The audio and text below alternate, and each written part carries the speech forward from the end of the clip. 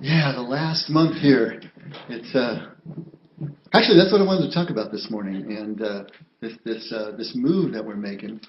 And for some of you who may be here for the first time, it's going to be kind of a non-standard message this morning because I heard that some people were having a little bit of a hard time with the move, and so I was just wondering about that. I was wondering how everybody was going to deal with the change and deal with, after 9 years of being here, what it was going to be like to actually pick up and go to a new home. And so a few people are stressing. I am hearing through the grapevine. Nobody would tell me, of course, but I did hear about it. So I thought maybe this would be a good time this Sunday to just kind of talk through a few things and kind of come to grips with what change does to us. You know, change always has some sort of effect on us. And so what's the effect, and what is it that we're really trying to accomplish here? Starting out in left field and coming back in, I had a car. Everybody just had one of those cars that you remember and you love. I bought a car for $50 back in I think it was 77 or 76. When I was in college in Chicago, it was a 67 Impala. Anyone remember what a 67 Impala looks like? It's got the wheelbase of a Winnebago, you know, and it's about as long as a small boat. And this one was white, and it had one of those black vinyl roofs like we used to do back in the day. And since it was a Chicago vehicle and I bought it for $50, it was all rusted out on the bottom, and it was just horrible looking. It was this terrible looking thing. Black, some kind of interior, I don't know. But I loved that car. You know, that was my car. You know, I got it for $50, and I had so many memories in that car. You know, I was from here. My parents were living in Santa Barbara at the time, and I was cross-countrying back and forth between Santa Barbara and Chicago with trips all over the place to visit people from the musical tour I was in a few years before, and that car was my car, you know. I can't tell you how many times we were on the open highway. And of course, I never had any money, so I was always buying retreads on the thing. Have you ever bought a retread? They tend to come off the same way. You know, the whole tread, just you see it down in your rearview mirror flopping down the highway, and then you got to go in and get another retread. But so many things happened in that car, and it just kind of connected me to the machine somehow. I remember driving into Las Vegas, and I actually got heat stroke because the car was overheating so bad. I had to stop at every single gas station, open up the top, and it's 120 anyway, and then everything hits me from the engine, pour in more water, drive to the next gas station, do the same thing again. By the time I actually got into town, I was done for. I never had that before, but it was just a crazy experience. I remember driving across northern Arkansas. It was just so beautiful driving across northern Arkansas. It was the first time that I got the sense that the highway was actually just a ribbon laid down over these hills. You could see it just kind of move out into the distance. And I'm driving down this highway, and all of a sudden I see this tortoise. I kid you not. I didn't know they had tortoises in northern Arkansas. But here's this tortoise. He's just coming up. He had crossed the other side and was right about at the median point. And you got to picture this, you know, tortoise, he's going like this, but his neck is stuck out like this, and he's trying to go as fast as he can, you know, and I'm thinking, oh my gosh, this guy's not going to make it. I look in my rearview mirror, and there's an 18-wheeler behind me, you know, so I miss him, and I didn't even want to look to see what happened, but I remember just that scene out that windshield of that 67 Impala till the day I die.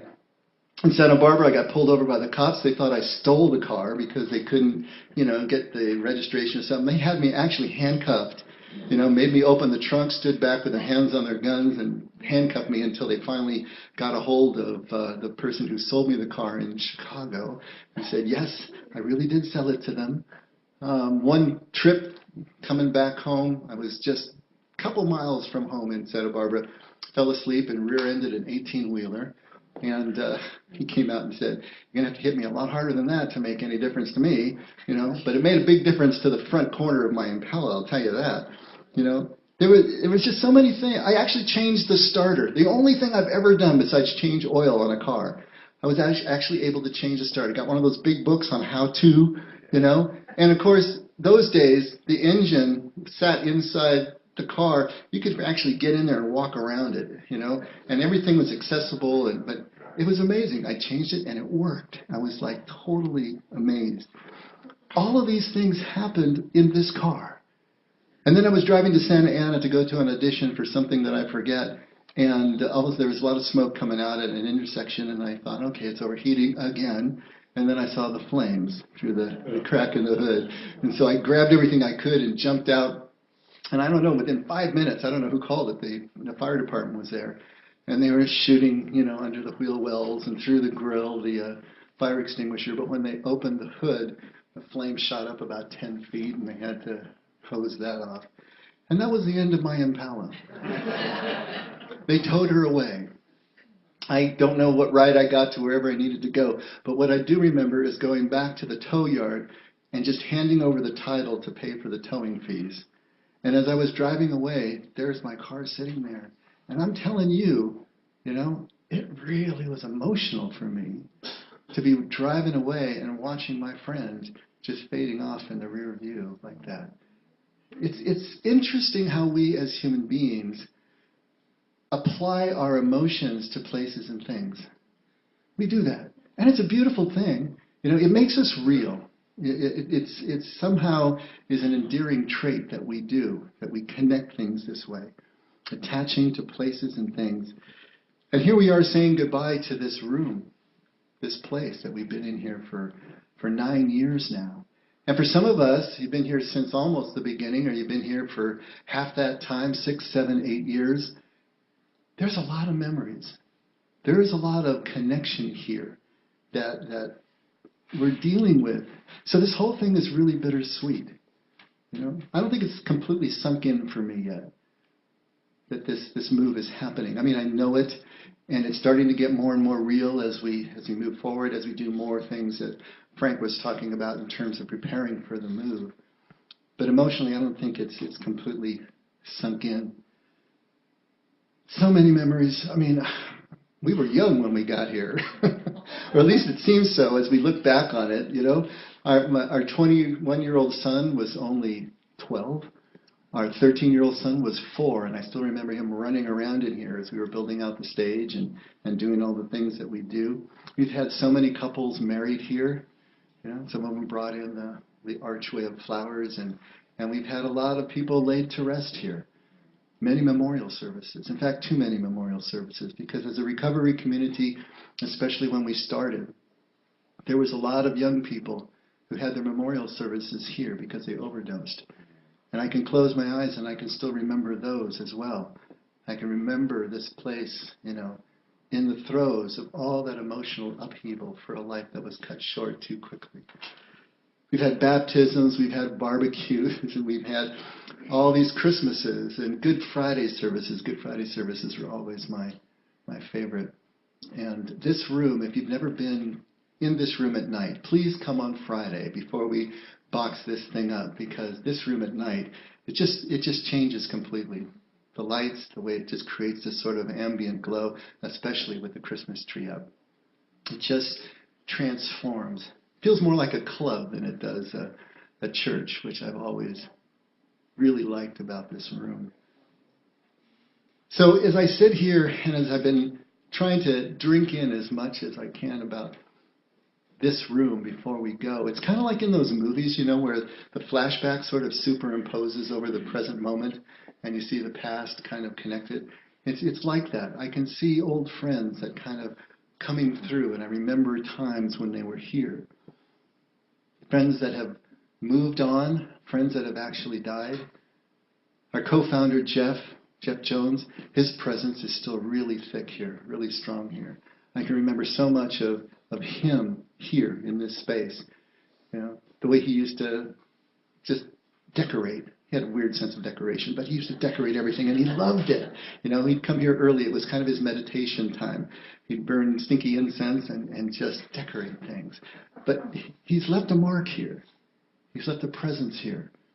And, of course, our friend Lenny, who died 2 years ago, his presence is still here.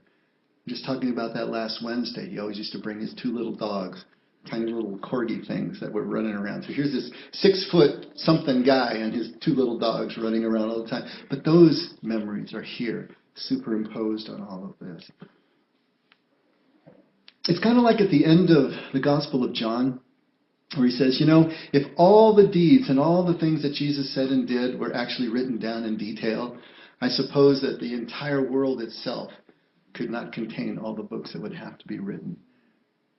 It's kind of like that for me here. There's so much, and it's all in there, in one way, shape, or form. But we can't really even talk about it all.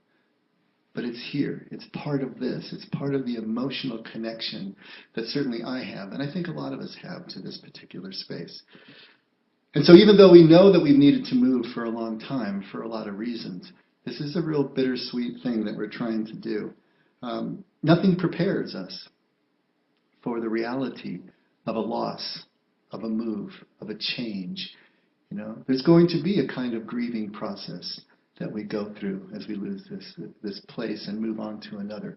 And even though we're moving on to another, it's just there's things that we're going to miss here, of course. And I wondered how the community was going to take it as we announced. And of course, we didn't have the choice. We lost our lease here, and so we needed to move. But the opportunity superimposed on that was kind of a no-brainer. But I was wondering how everybody was going to take it. And initially, and for the most part, it's been really positive. Everybody feels good about where we're going. And yet there's this undercurrent, this underlying, I don't know if it's an anxiety or a stress or what it is, but in some people, and I know that I'm going to feel it as we get closer to, the end of the year, as the emotions kind of kick in. I'll take every opportunity I can during the day just to come in here when nobody's here and just sit down and just kind of take it all in. Just kind of look around at the place. Again, kind of let the ghosts play through and the memories come and just pray and just be quiet in this space, because it has been a very special space for us. People often say that when they walk into this space, it feels somehow special to them. And I don't know if you've had that experience or not. But they say it feels special. They say it feels warm, or it feels like a sense of belonging, a sense of connection, Or they'll say it's a sense of the Spirit's presence here in this place. There's always a sense of, are we going to lose that when we move to the next place? But what I want to try to get across to you is that it's our people. It's everybody who's poured themselves out in this place. It's the laughter and it's the tears. It's the connection, the human connection. It's everybody who poured out a share in a meeting and became vulnerable and became open and realized that this was a safe place for them to do that. It was those kinds of moments together, collectively. It's all of us coming in here collectively that have sanctified this place. It's not the place itself. It's us.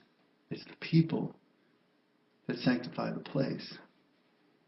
And this is who the effect has always been. The effect has always been about being open, being vulnerable.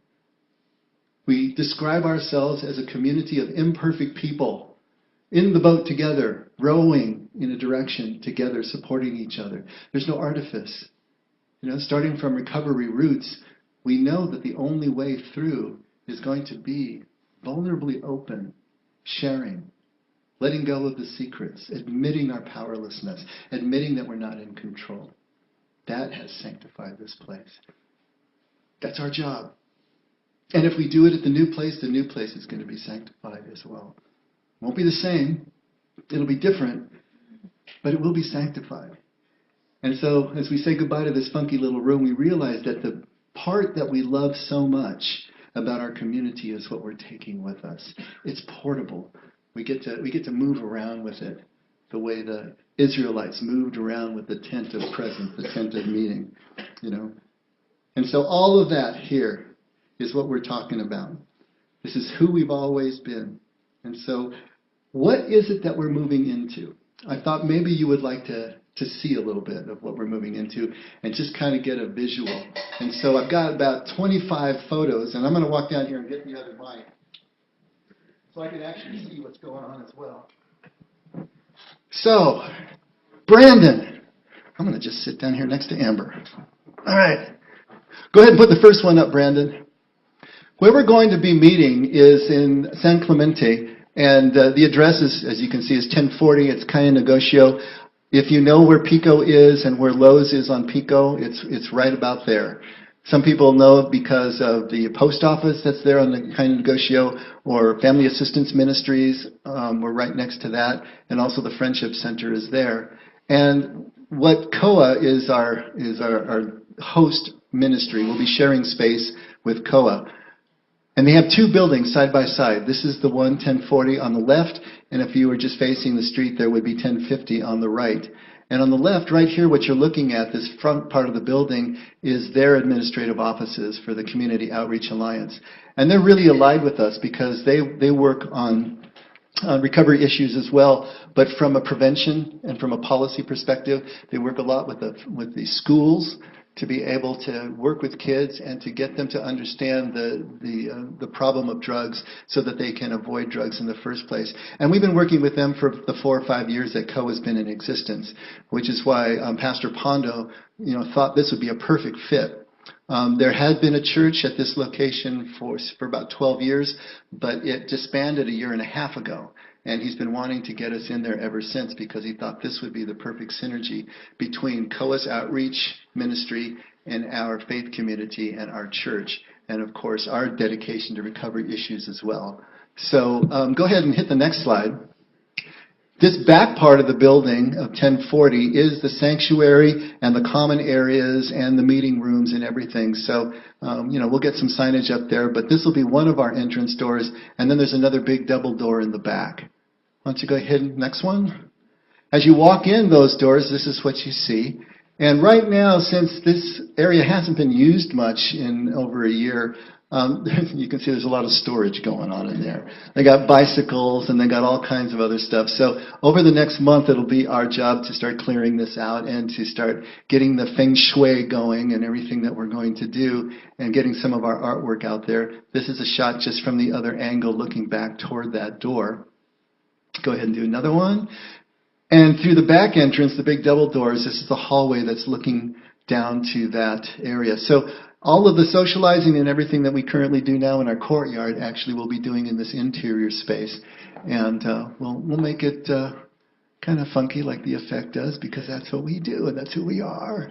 Yeah. So now those doors, go back one more. The doors on the side there, I don't know, can you go back?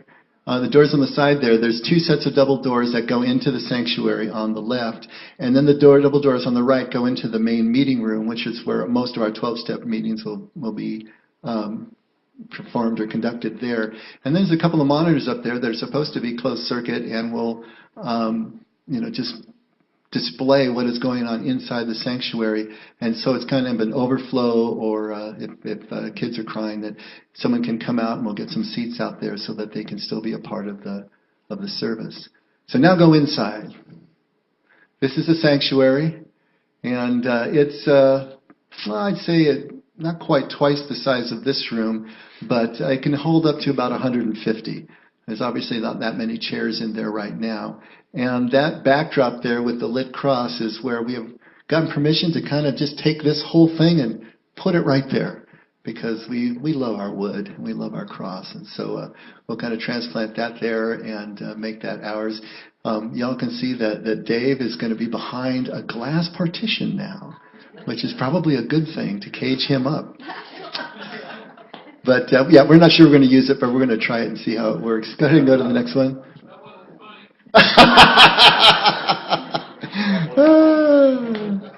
Yeah, just another angle on the sanctuary with the drum cage in the corner there.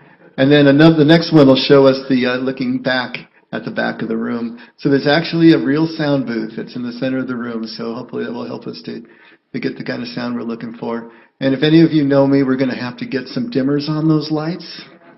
Just do that. This is looking into the group room where the kids, the youth will be meeting in our 12-step rooms. This room itself is larger than the footprint of this whole main room here. So it'll easily hold all the meetings that we have, even the large ones that are between 80 and 90 folks coming in. And again, it's a big storage area right now, so all that's going to be cleaned up. And they're also going to be tearing out the carpet and putting that kind of wood tile thing throughout there. So that's going to go through there and the other meeting rooms and even into the bathrooms and some of the other common areas as well. So it'll look pretty nice. Go ahead and flip to the next one. This is another small meeting room that they have, and this is probably going to be perfect for, say, Scott's Bible study on Sunday mornings. And then the next one is the other side of that room, which is also a conference room. So they have a conference table there as well.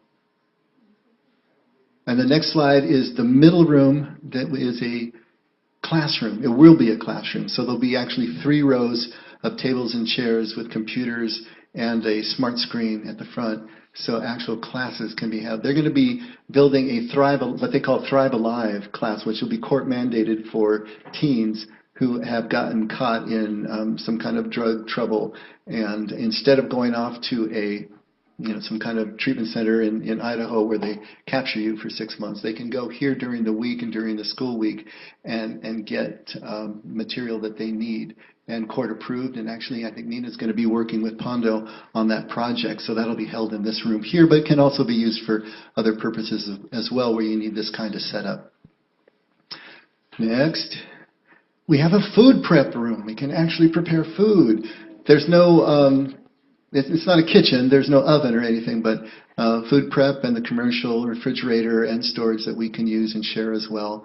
And the next one is just another angle on that with all of the coffee makers. So we'll have to figure out how we're going to do the coffee. And we got a lot of details to work out from hospitality and sound and audio and all of that. But it's nice to have this kind of space. And of course, the all-important restrooms, they are there. You don't have to worry about that. And they're actually, big boy and girl restrooms, with the stalls and everything. So won't that be fun? Now, this is the other side. So you are looking at the left side building. This is the right side building, 1050. And this houses COA or TLC, Telega Life Ministries preschool. And so the preschool is their main source of revenue. There's 72 kids that are there from 8:30 to 11:30 in the morning. And it's a really well-designed preschool. And we'll be able to use the two of the adjoining classrooms. Go ahead and hit the next image there, buddy. So these are one of the classrooms, and you notice the door on the left-hand side is actually an adjoining door to the other classroom that we'll be using. So we'll have 2 classrooms side by side with an adjoining door, and you notice in the back there is a restroom, child-sized restroom. So that'll be great for our kids to have this kind of facility. Here's the other room that is adjoining and also has the restroom in the back. Just really well-appointed rooms. And that light coming in the window on the left is actually looking out onto an outdoor play area, which will be great for our kids. They've never had that. And I've got a couple more shots of this just to show you. It's a really large area out there, completely gated with that kind of stuff over the chain link, so the kids are safe and enclosed. And that door right there under the TLC banner is what goes right into the classrooms that you just saw. And then finally, in the back side of the building is what they call the venue. And the venue is a large, about 350 seat capacity, just venue, place where we can have banquets and larger events and so on and so forth. We got the stage and the lights and the sound. And there's a couple more shots of that as well. And so there'll be a master calendar. Our calendar is dedicated, and there's about 30 hours a week that we do that is dedicated to us. And then they have their master calendar, and we'll just merge the two. We've been working on that already. And then beyond that, if there are special events and things that we want to do, we just need to schedule those events. And so I just wanted to stop and see if there were any questions at all about the facility or anything that you see there, anything that you wanted to ask about. I guess it's all kind of self-explanatory. Yes, dear. Probably a silly question. But when you talk about replacing the carpet, is there going to be carpet in the sanctuary, or are they going to put the laminate in there? Nope, there'll still be carpet in the sanctuary. Yeah, so that one's going to stay. Yeah. During the week, there'll still be meetings in that room right there? Yes, no, they're probably not in this meeting. We'll all be in the big group room on the other side. I just mean like for like AA, like HA and everything. I know HA. HA meets in there right now, but HA will be leaving at the first of the year. So they're moving to another venue. But yeah, this will still be available. And if we have larger meetings or even want to do banquets or something, that's available for that and it can be scheduled. But Naranan already meets there, and they're actually going to be meeting in this room to kind of clear up the other side because it's all on Wednesday night. We already have a large AA meeting, an Al-Anon meeting, and a book study, and an Enneagram meeting, and they had Naranan at the same night, so they're going to move Naranan over to the other side to kind of clear up our side. So, the both buildings will be used as needed as we go through. Yeah. Introducing myself. My name's Jim, and I'm an alcoholic. Oh, good. And I attend meetings in this room, so I know, from a different perspective, I know what you're talking about. The feeling. This is a safe room for me. It's a room where I've made a lot of friendships, attending meetings. I'm in here on Friday mornings and Wednesdays at noon, and I'm always kind of buzzing around here, something to do, and Sunday afternoons. So I know what it feels like to, even though this is it's just a room, but it's not just a room. I think when you live life in a place and you make a lot of changes, and it really does just become a part of the whole experience.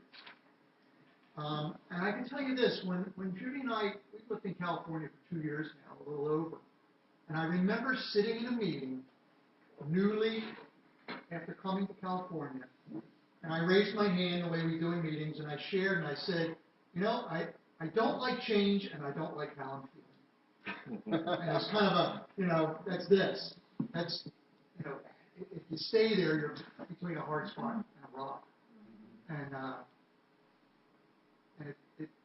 that's not the way to get better. To take that position. I don't like I don't like how this feels. And so I know I've learned to press into how I feel and what's going on for me at the moment. And I have enough positive experience to know that things will get better, from how I'm feeling at that moment. So, my share is a little, when you were talking about the feelings of change, I was kind of hoping you would have asked, is anybody feeling anything, and I would have raised my hand then. So I'm kind of on the tail end. Is anybody feeling anything right now? There you go. It's not too late. It's never too late. So, thanks. Absolutely. And he's right. This is a different kind of space. It's not the usual space. It was what was available and what we could afford 9 years ago, obviously. But it's a different kind of space, and it's very small. And there's no way to add on to it. We have asked repeatedly, can we put lanai doors on the front or French doors to try to bring the outside in? We've tried every way we could, and we've known for years that we needed to move in order to grow, but we also needed to grow in order to move. We didn't have the finances to be able to move to another space. So to have this opportunity, right at the moment we're getting kicked out anyway, to move into the space, share this space with Koa Ministries has been just an amazing thing.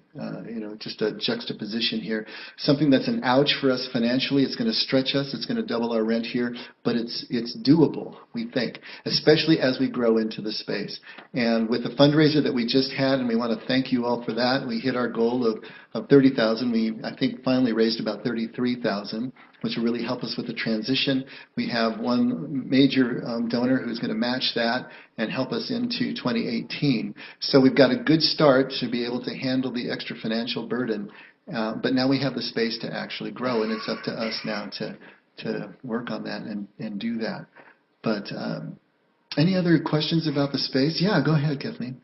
I just have to share that I was at Northern, the University of Calvary Chapel, so I attended it, and what's happening to us, as the pastor was leaving, obviously happened to them, it seemed like 8 months prior, because he was saying the same thing to the congregants that were now attending, that we all know that we had to do this sudden abrupt move, and we had no idea where we were going, and it was put in prayer, and he said miracles occurred. We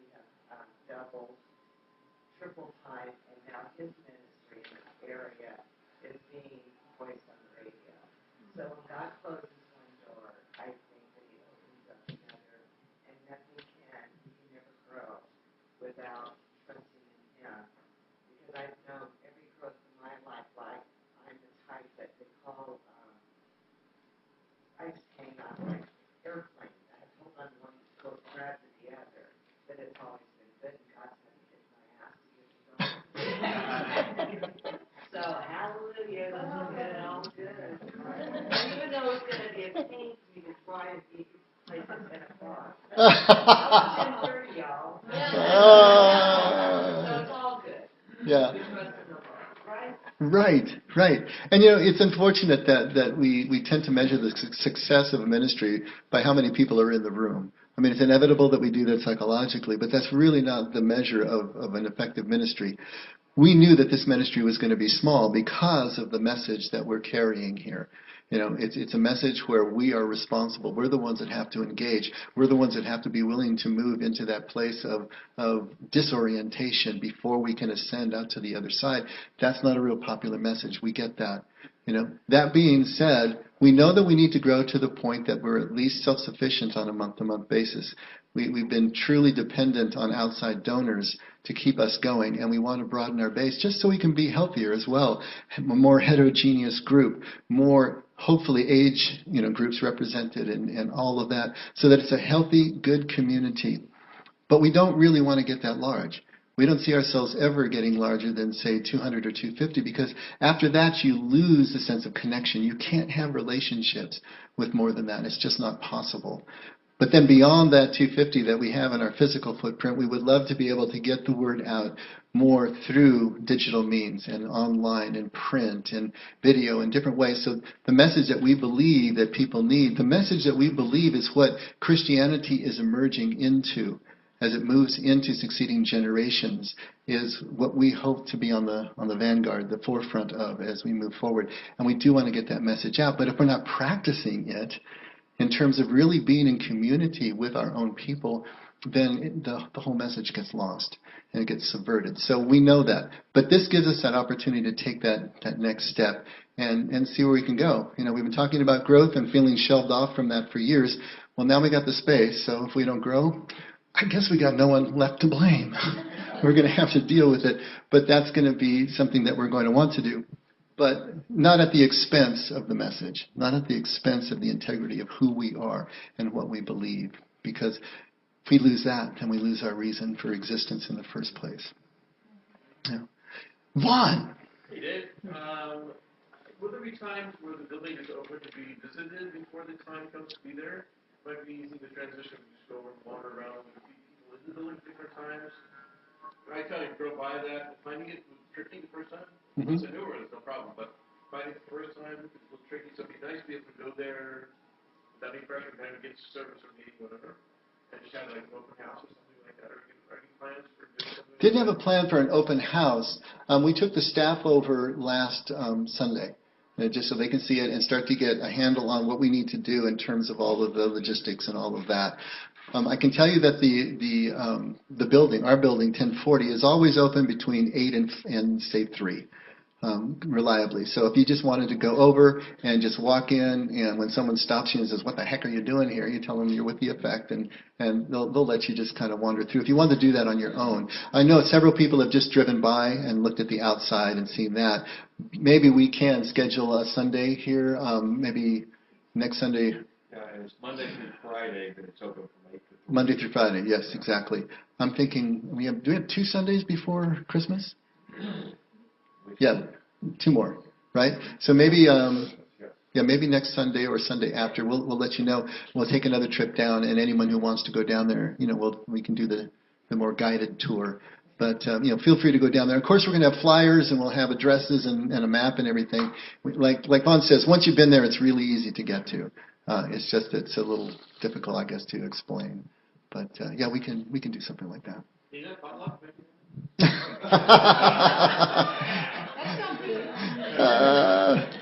have to know Nina's Palestinian, so everything is about hospitality. It just has to happen. There's got to be food. Got to be food. Yeah.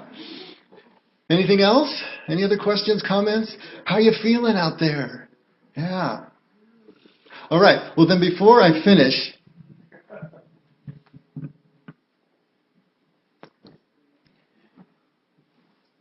figured we have to have some kind of a little bit of a message here, you know? And since we're talking about change, I was thinking about where is there examples of clear-cut change in the Scripture? You know, where is someone hit with a change in life that they're having to deal with? And since we're heading into Christmas anyway, I thought, this is perfect. Let's take a look at Luke 1. Right at verse 26. And this is Mary. And this has always been an amazing passage if you really stop and think about what's going on here.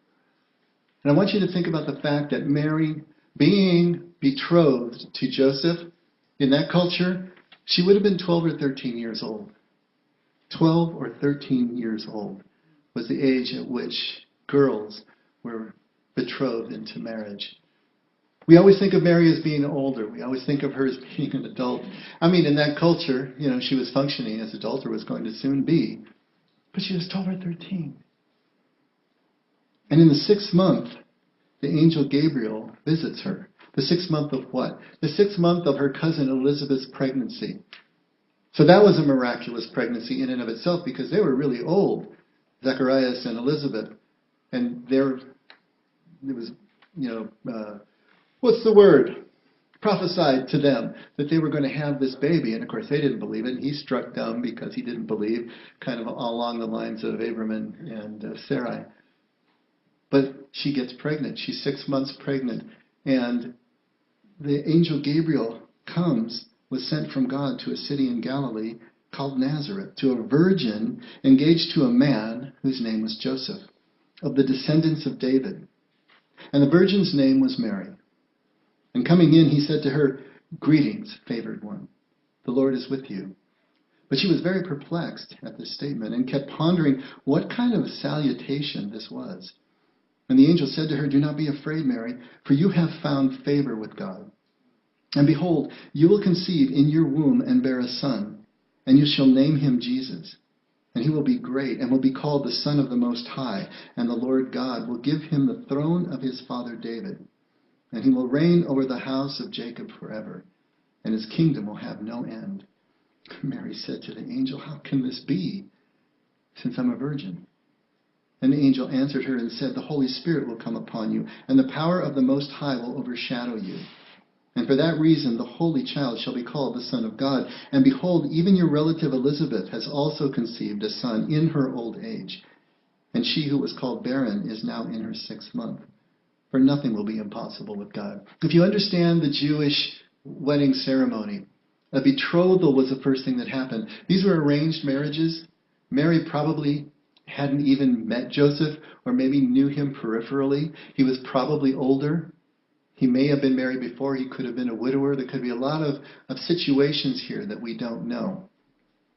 But on the betrothal, it was as if they were married, even though the marriage was not consummated at the betrothal. And the wedding ceremony, the Nisuin, may not happen for 1 to 2 years. She was in that period between the betrothal and the marriage. And there was no contact, no sexual contact, whatever, in that period. In fact, the reason that they put the time period between the betrothal and the marriage was to make sure that whatever child was born out of that union was that couple's and not somebody else's. You know, when you don't have DNA testing, how can you make sure that this baby is really mine? You wait more than 9 months before you consummate the marriage. That's how you do it. And so that was part of what was in the culture here. And so she knows. She's a virgin. She knows there's not going to be any sexual contact for another year, possibly 2, in terms of her actually finishing the marriage ceremony with Joseph. How is this possible? How's this going to work? What's going on here? And then he tells her this whole paragraph. And it's got to be blowing her mind. She's the poorest of the poor. She's from Nazareth, which is the back of beyond. Remember when Nathanael hears about Jesus from Nazareth, what does he say? Can anything good come from Nazareth? I mean, it was the back of the other side of the tracks. Mary is from there. How in the world does this happen? Both physically, socially, spiritually. And Mary says, "Behold, the bondslave of the Lord." In other words, she's submitting. May it be done to me according to your word. And the angel departed from her. A 12 or 13-year-old girl has the presence of mind to do something like this? I couldn't do that. Could you do that? I mean, think about it. Think about what she was presented with at that moment. At that moment, as if her world wasn't changing enough. For a young girl of that age who's known nothing except her family, to suddenly be betrothed to a man that she barely knows, who could be 10, 15, 20 years older than she is, who is going to take her away to another home that may be remote from her own. If that isn't enough change, now you're going to have this baby, and this baby is going to be this kind of figure in the national consciousness. How do you deal with that? And she does. She submits. Okay, behold the bondslave of the Lord. I will do as you instruct. And yet her whole world is changing. Spiritually, she's having to deal with the impossible physical situation. I don't know, what do? You just put that aside? Okay, let's see what happens. Because everything I know about physics and biology, this doesn't compute, this isn't going to work. And so she's presented with something that only faith can accept. Only faith. There's no rational approach to this. There's nothing you can figure out. There's nothing that you can even hope to think that you can form the illusion of any kind of control. She just has to accept on faith and see where this all leads. She's hit with a social change, right? She could lose her husband over this. To be pregnant in that period, when everybody knows that the husband and the wife has not had any sexual contact, she could lose her husband, she could lose her reputation. Literally, under the law, she could be stoned. She could be killed. It was a capital offense. She's all hit with that at the same time, too. And then relationally, her life is never going to be the same. If she thought it was radically going to change before, how is it going to change now? All of that in one gulp to a 12 or 13-year-old girl. Change. She's set on an adventure. She's set on a journey that is full of risk, full of unknowns. But it also is promising incredible reward at the same time. How do you balance those two? The risk and the reward. The sense of impossibility of a certain task with what may be coming at the other side of it. And the outcome, of course, is never set. In fact, the outcome is not really even promised in most of the changes that we are presented with in life. We get the change. It's moving us in a new direction. It feels risky putting our feet down every step. How do we handle that? How do we deal with that? With Mary, it was an act of total submission. To just say, yes, I am your bondservant. I am your handmaiden. Sometimes that's all we can do. In a situation like we're going through, there's some similarities. Of course, it's on a much smaller scale. We can retain some level of control, we think, right? We can try to control the budget. We can try to control the logistics. We can take the move. We can negotiate this and negotiate that and try to do the things that we can as we negotiate through this and navigate through this. But the truth of the matter is we really don't have control of outcome. Some of this just has to be accepted. And as some of you have told me personally, and kind of as Jim was talking about earlier, it's a matter of just stepping out and taking the adventure. We're presented with an adventure here. The adventure part is that we don't know how it's going to come out. Otherwise, it would just be an itinerary, right? But we're presented with an adventure. As scary as it is to answer this call, as scary as it is to move out into a place of this kind of radical change, it's far riskier to ignore the call, not to take the step forward, to stay back in the safe place, the familiar place, the place from which there is no growth, there is no movement forward. As we said in here many times, change doesn't hurt. Not really. Resistance to change is excruciating. Can we flow with the change? Can we move with the direction that the Spirit is blowing? Accept the risk as it appears. And just enjoy the ride. This has been difficult for me at times, but I am gearing up to just enjoying the ride. To throw myself into it, just like I throw myself into music each morning, and just see where it goes, see where it lands. And with all of us together doing the same thing, this can be a heck of a lot of fun. And that's what I'm looking forward to. And beyond that, ready or not, here we go. Let's pray. Father, I think it's just so good to be in the middle of the stream. To feel like there's movement. To feel like something larger than ourselves has reached into our lives and directed our path. Which is exactly how it feels in this particular passage of our ministry and community. So thank you for that. Thank you for putting us into the middle of the stream. Thank you for the sense of movement. Thank you for the confluence of events that made the decision easy, even if the change is still difficult for us.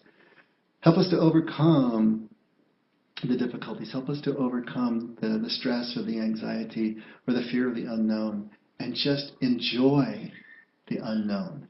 Enjoy the twists and turns. Enjoy not knowing how it's all going to work out. But at the same time, to work hard to recreate our community as we've always known it, with the kind of intimacy and vulnerability and transparency that has been who we are all these years. And we thank you for every single person who has made this community what it is. And we ask that you would be with us in the transference, in the movement forward, so that we never lose touch with you or the reason that we're here. Thank you, Father, so much for your love and guidance. Thank you for loving us before we could ever love in return. In Jesus' name. Amen. Let's all stand.